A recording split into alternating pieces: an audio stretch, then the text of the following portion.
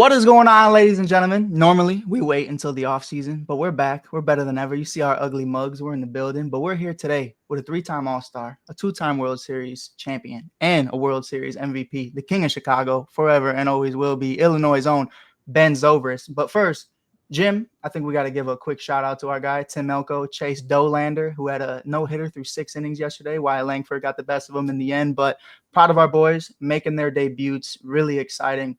But Ben, how are you, man? What's going on? I'm doing great, guys. Yeah, thanks for having me. I'm looking forward to the combo. For sure, for sure. Now, Jim wanted to be the first person to talk to you because he's been doing something with his college baseball guys that is starting a lot of problems. So we don't want to just throw something at you without, Okay.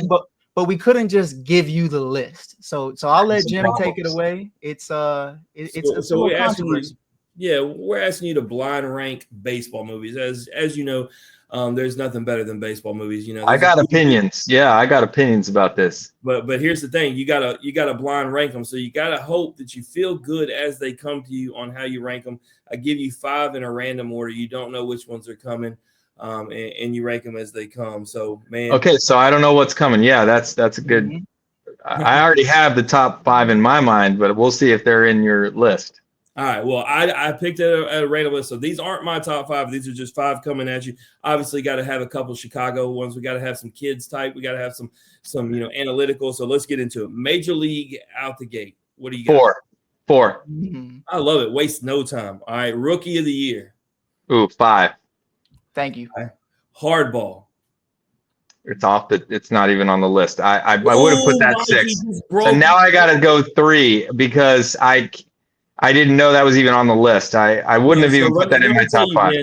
Ben, let me tell you, it would not ever be on my list. However, Mike Hughes, born and raised in Chicago, that movie means a lot to him. So you just ripped his heart out, man, threw it on the ground, stomped on it. So Mike, are you going to be able to do the rest of this episode?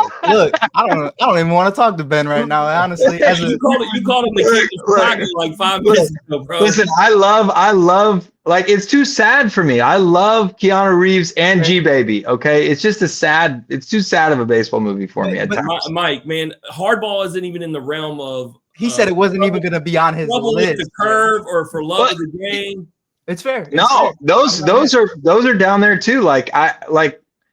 Yeah, go ahead. I want to hear what your other... I've got 3 in my top 3 that you haven't named, and I'm going to be really upset because you don't have those in the top 3. We're replacing Hardball. We're replacing Hardball with what was normally there. All right, we're going back then. All right, Field of Dreams.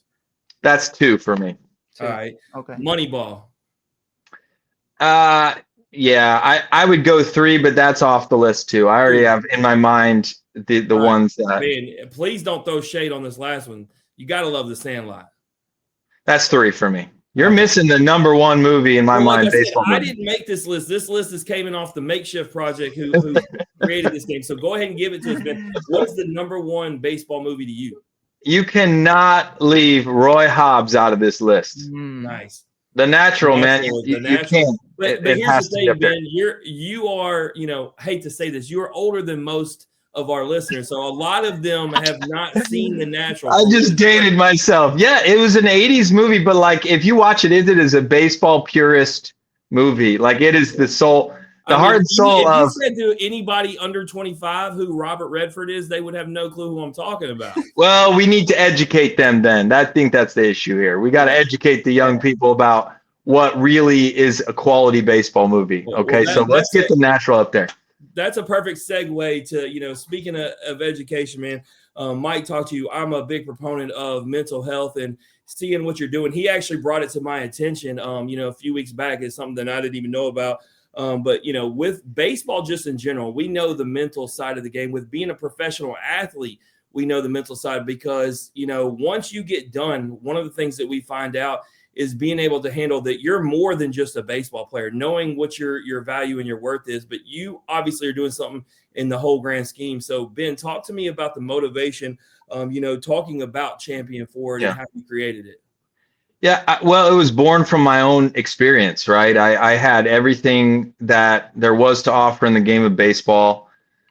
And they have the best of the best at the highest level. And one of the things that I struggled with was not what happens when you're not playing well, but what happened when I got the fame and everything that everybody wants to get, right? And so Champion Forward is really about the mental and emotional skills necessary to handle all the types of challenges that that are coming at you. And now it's just different for kids than it even was when I was playing. But I experienced depression and anxiety when I played right after we won the World Series in 2016 in Chicago here, and it was deep and dark, and it came on quick. And I was like, "What's this? Why is this taking place?" And so I went on a deep study after this. As I got healthy again, I went on a study about like why does this happen? What's going on with a player or a person in that moment why did this happen right after I had this high in the game of baseball? And there wasn't anything negative going on in my life at the time, but it was something that just came on really quickly, right? So there are certain challenges that you experience in the sports experience that are not normal from normal human challenges, right? It's like you're performing at a high rate. You're trying to push the ball forward always. You're trying to win the game, win the season, win the championship.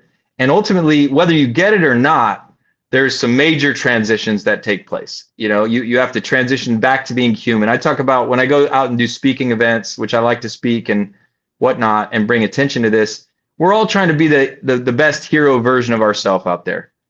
And yet we have to transition to being human right after the game or right after the season or right after the moment where it matters. We think that's the moment that matters, but post-game discovery is just as important as post-game recovery, right? And so there's about that identity crisis, because I think a lot of times athletes get caught up with thinking that's all they are, right? And you're so much more than an athlete, and wins and losses obviously matter, but at the end of the day, man, it doesn't. And I think it's great that you look on the winning side of it, so to speak, Ben, because I started thinking about, right as you talked about it, me and Mike had Skeens on this show twice before everything that came at him, and we know the kind of guy he is, and he's the last guy that wants the spotlight and he wants to talk about all this stuff.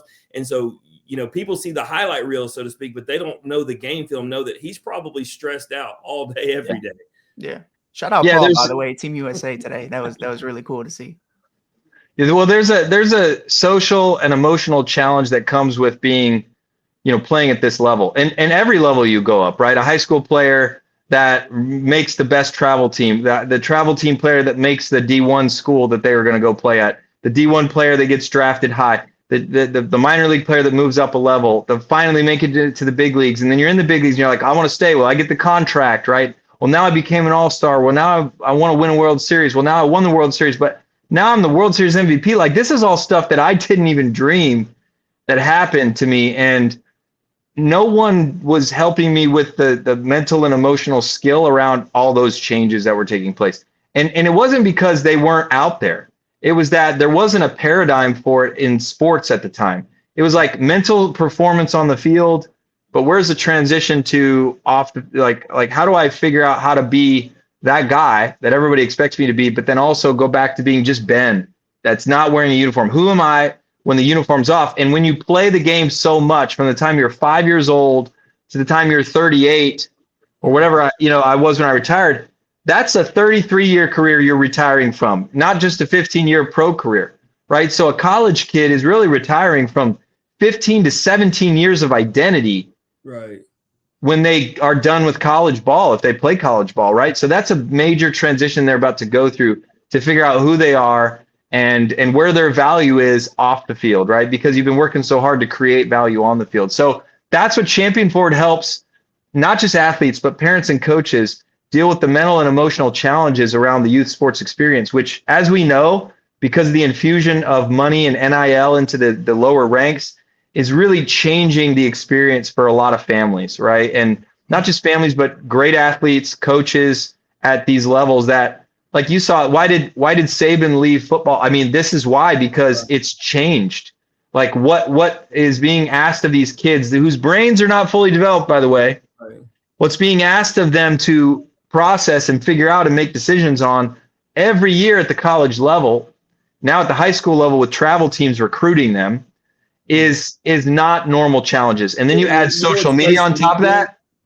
Well, what's crazy to me, Ben, I have a separate show where we interview the guys, and a lot of times younger college guys, and people try to tell me now, Ben, that these aren't kids, right? And we know that to not be true. These, 18, 19-year-old kids, but because they're getting paid now, people think that changes everything, and it really doesn't.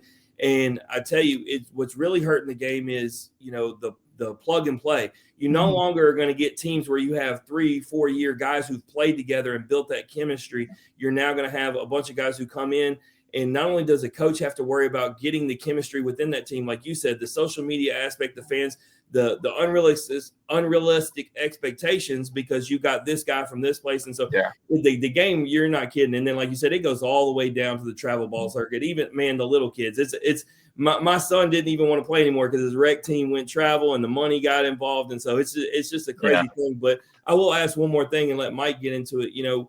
Does having all the years of experience that you talked about playing baseball, the fact that you do have, world championships, does it help you in, getting people to listen in this, because you have the credentials, man, to talk about what you're doing?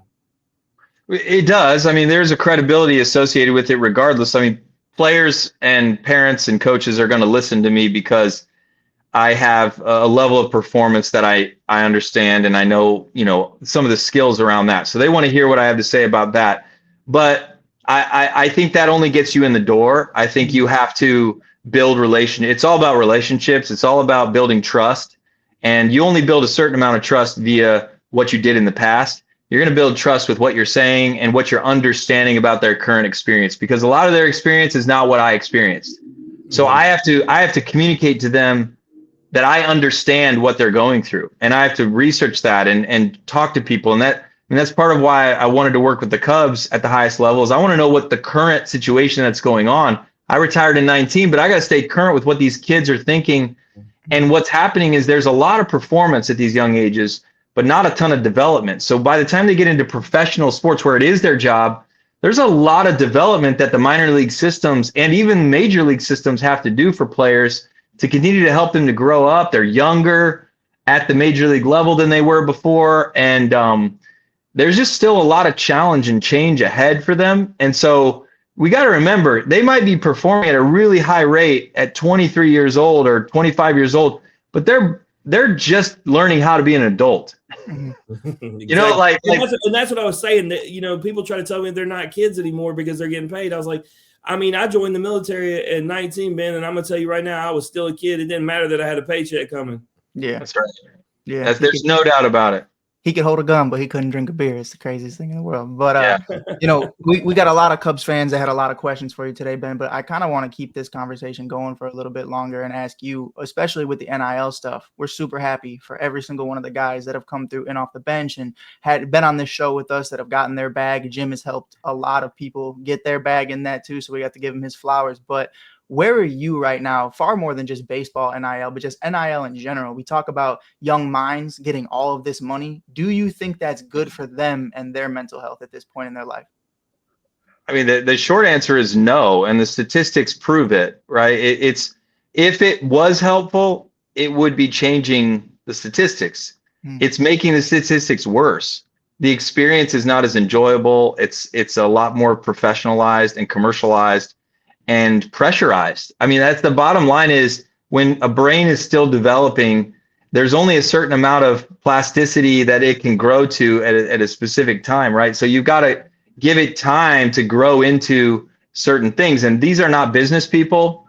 The parents are not business people. Most often they try to hire an agent or so-and-so to like represent them. And a lot of these people are really great.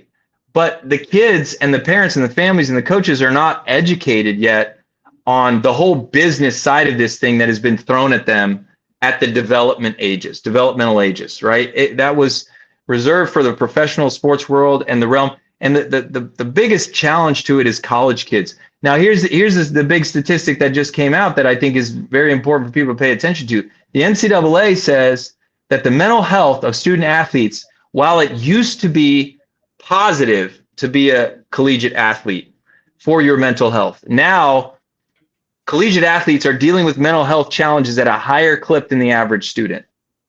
So that tells us what we need to know about the professionalization of this and what direction it's taking us. It's not just because college has changed or the academic side has changed. It's because the sports experience has changed. They are more pressurized. It's more of, now what decision am I going to make this year? It's not like getting a program and develop for 4 years and see how it goes.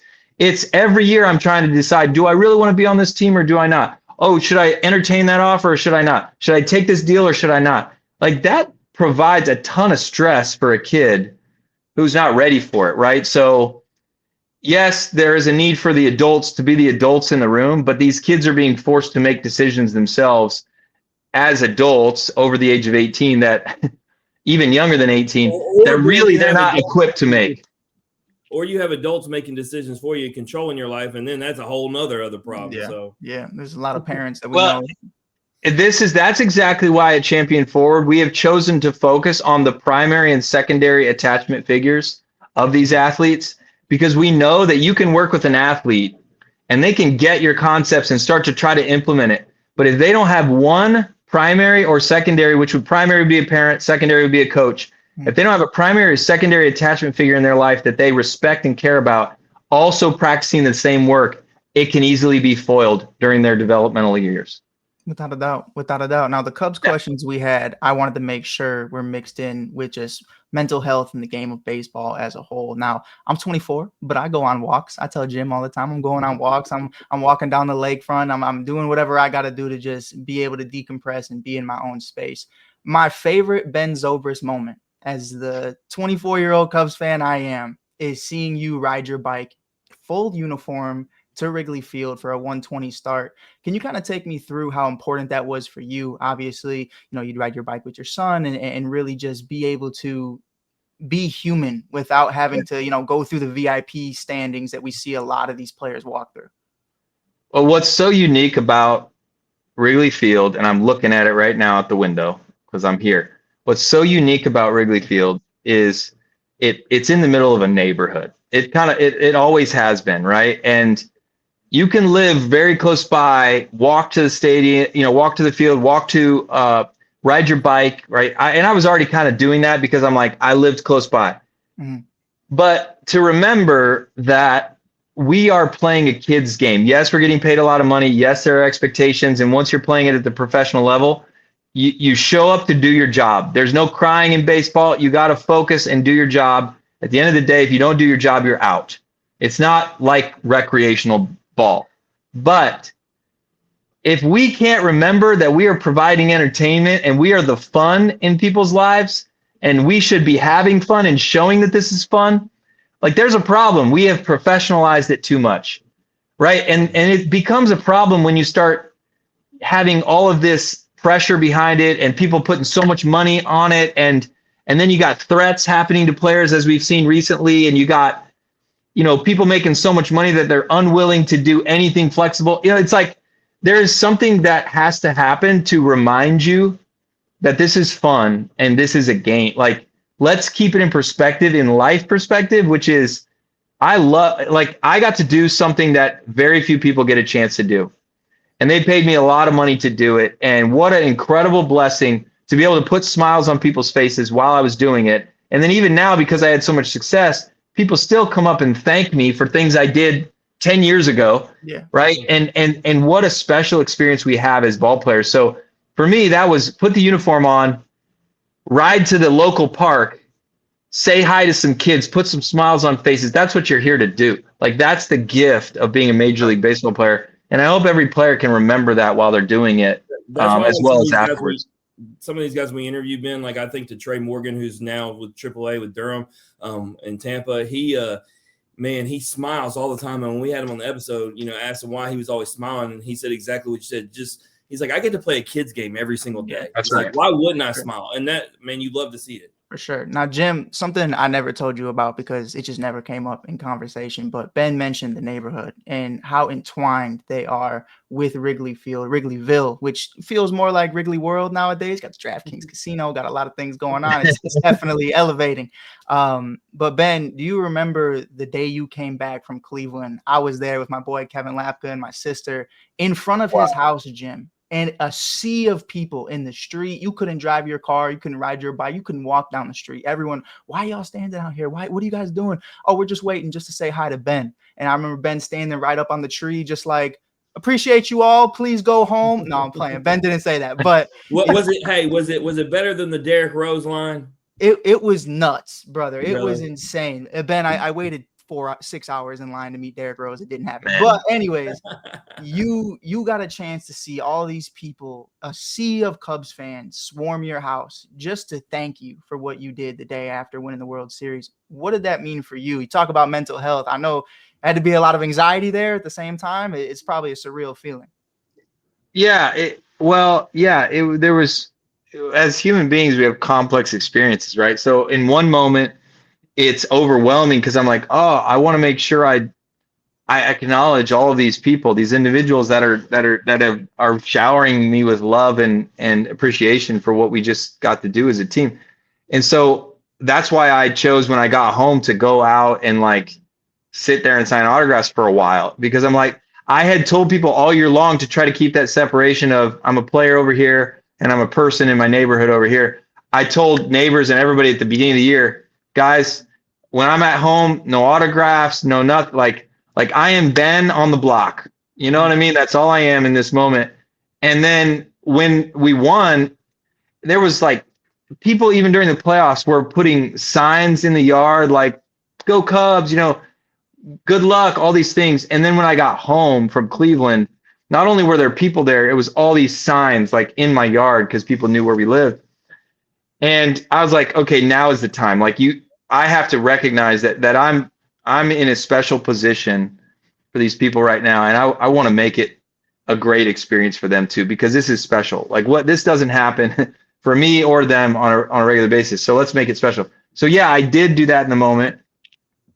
But when I think about all the Cub fans, when we got back to Wrigley and saw blocks of people, right? And then the parade, which was 6 million people or whatever it was, the abundance of love and loyalty that there is in a Chicago Cub fan is incredible. I mean, it spans generations, as we know. And I think that's the big thing, is this is a rooted loyalty to this team, regardless of how well the team's doing, right? And because of that, winning with that team was in my mind, it was incredible winning with the Royals. Like to be able to go to the World Series of Tampa Bay, unbelievable. If that's all I got to do in my career, that would have been an incredible experience in and of itself. Sure. All-star games, incredible experiences. But then when you want to win a World Series, and I got to do that in Kansas City the year before, it was magical. And I get to go this weekend actually and experience that with the Kansas City crowd because they're doing their 10-year anniversary this weekend, and it'll be incredible. And then I was like, the Cubs is like the penultimate championship because it hadn't been done in 108 years. This fan base had been known as lovable losers for a long, long time. And that the truth is they're just the most loyal group of people as fans that you can really get. And so to be able to give them something like that in that moment that they had been waiting years and years, you can't put that into words. It's like, I don't know how I got to be the guy in the middle of that, right? The only explanation I have for that is God. Like God put me right after Anthony Rizzo, and Rizzo was so good that they didn't want to pitch to him.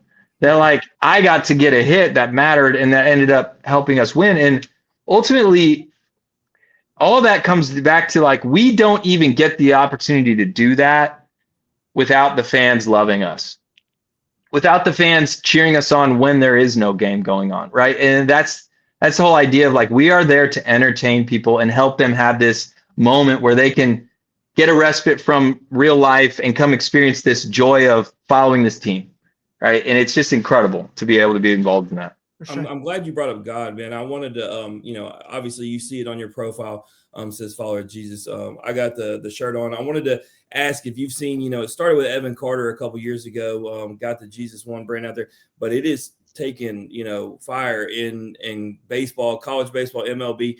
You're seeing guys being more bold in their faith. You're seeing teams actually. We just recently had the Ole Miss baseball team followed by the LSU baseball team wearing them together as a team. So as someone who is a baseball player and a follower of Christ, how much do you love seeing these guys being bold in their faith and wearing these shirts around the game? Well, I think it's incredible. I love it. I think it's by the way, I've seen the Jesus One shirts, and I don't have one, but like I've seen it recently as trending kind of thing that athletes are doing. And it's such an important aspect of who you are as a person. that it was kind of a shame back when you had to silence it because everybody was going to be offended if you just shared it. It's like, whether it's, whatever your faith is, I think there has to be the freedom to just say, this helps me. This is a part of my experience that is important to me, and I want to share that with you. And I think the fact that there's more freedom in doing that right now for players, and that they're not going to be, feel like people aren't going to be like, well, you're pushing that on me or what. No, it's just a representation of who you are. Well, Evan what you want to represent. Started conversations within the weight room when he first got there, and made it, it was a conversation starter. And so he said, we talk about the mental health, anxiety things. He said where he kind of felt alone, it opened up, opportunities for him to start talking to guys and find out that they had something in common. And obviously when you have faith in common, Ben, that opens up a lot of doors for conversation. Yeah.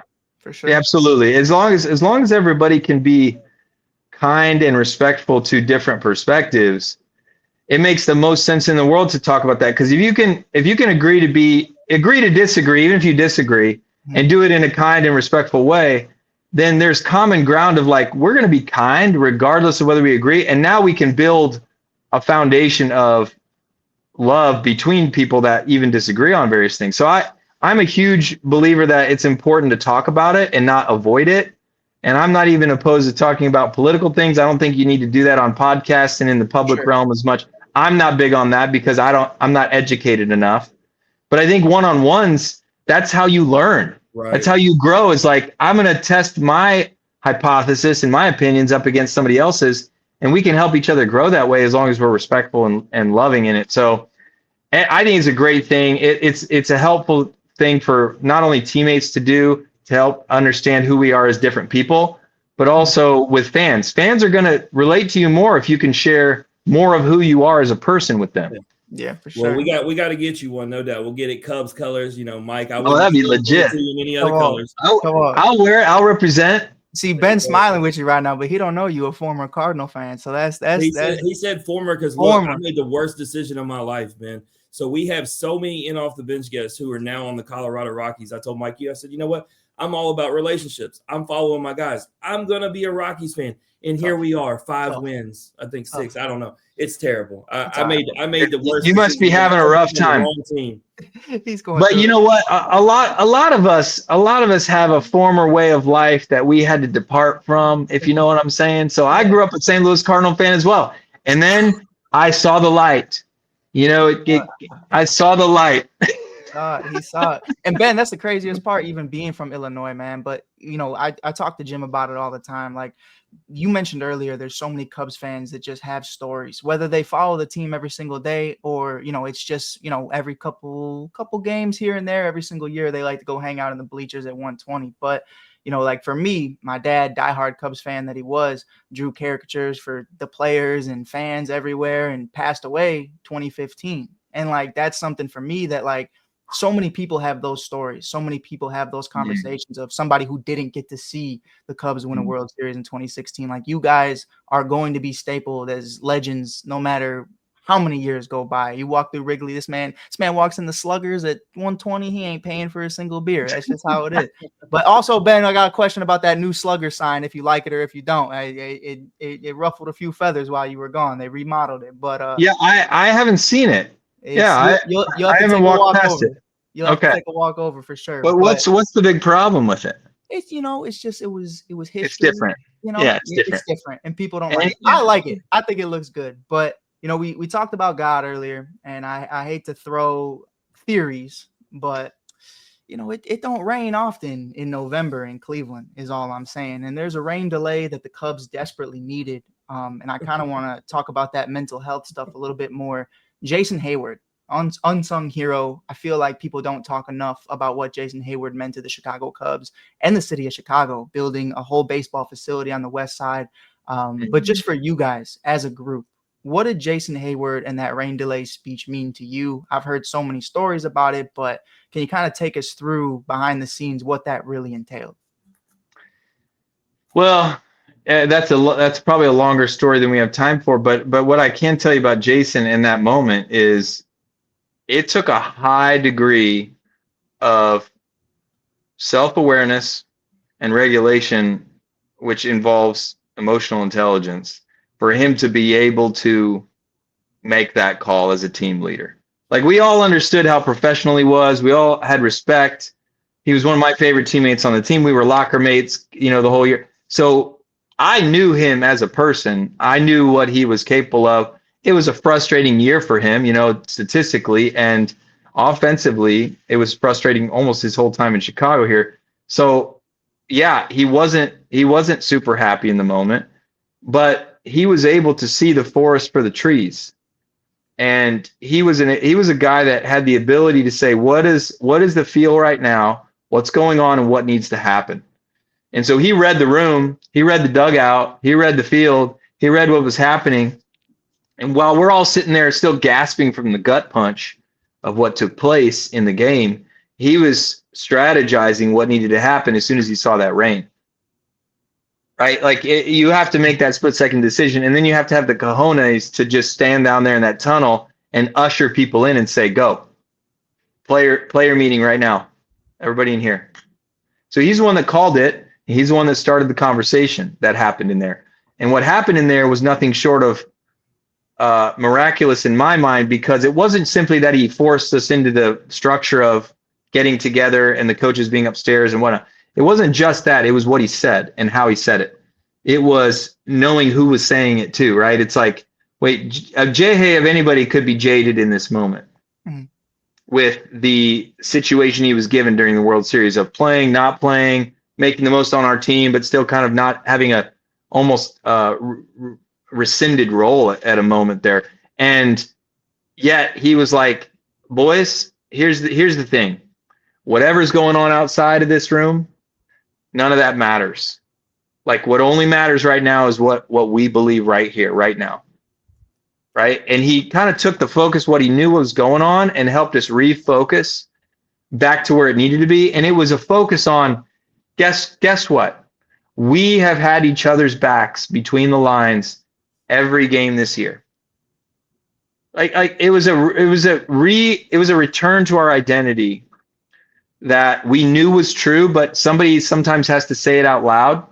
It wasn't on paper. Like, on paper, we were the statistically best team in the big leagues. We had played well enough in the playoffs to be in that situation. But when you're down 3-1, you don't want to look at paper. Right. Because the paper doesn't look good. Don't look at the state. You can't look in that moment. And when you're up 7-2 or whatever it was, and then you lose that lead and it goes down 7-7, you don't want to look at paper there either. Because the percentages of what could be taking place at that point don't look good, right? So what it came down to is who's going to help us head in a new direction from where things are. And he was the one to say, this is, I know what's going on, and this is where we need to go. And so I'm going to start that conversation. And then everybody else got on board with it, right? Other guys talked around the room, and it was like, okay. And here's the divine side of it. Jason couldn't have planned any of this. As soon as we were done talking, there's a knock at the door, and the clubby is coming in to say, hey guys, they're pulling the tarp. So most of us did not go back up to the clubhouse at all. Normally in a rain delay, even for 15 minutes, everybody goes up, looks at their phone, checks things, blah, blah, blah. Nobody did that. The only people that did that were the people that went up after and weren't getting ready to go back in the game. The rest of us had to go straight back out, stretch, and get ready to play again. So it was like the perfect amount of time to like say, guys, quick meeting, let's reset.